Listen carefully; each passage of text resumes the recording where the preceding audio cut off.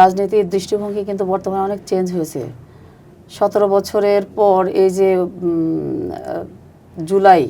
জুলাইয়ের যে 5ই আগস্টের জুলাই এবং অগাস্টের যে বাংলাদেশের যে প্রেক্ষাপট রাজনীতি 2024-এর, এটা আসলে বিশাল একটা বার্তা বহন করে।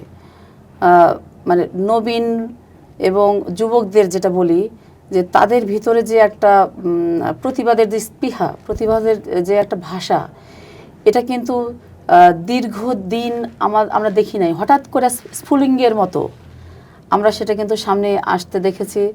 এবং ওই ঘটনাটা জুলাই এবং অগাস্টের যে ছাত্রদের যে আন্দোলন, এটা আসলে আমি মনে করি যে এটা আমাদের জন্য বিশাল একটা শিক্ষা। কারণ যুবকরা যে কোনো সময় তাদের মোটিভ চেঞ্জ করে ফেলে এবং তারা রুখে দাঁড়ালে যে কোনো কিছু ছিনিয়ে আনতে পারে। কোনো কঠিন কাজে কিন্তু তার কাছে কঠিন মনে হয় না এবং হয় না। সেটা কিন্তু আমরা 5ই আগস্টের ঘটনার উপরে কিন্তু আমরা অনেকটাই দেখতে পাই। এবং ভবিষ্যতে আসলে যুবকরা এখন অনেক সচেতন। আগে যেমন প্রতিবাদ করতে পারতো না, প্রতিবাদের ভাষা ছিল না, এখন কিন্তু তারা প্রতিবাদ করতে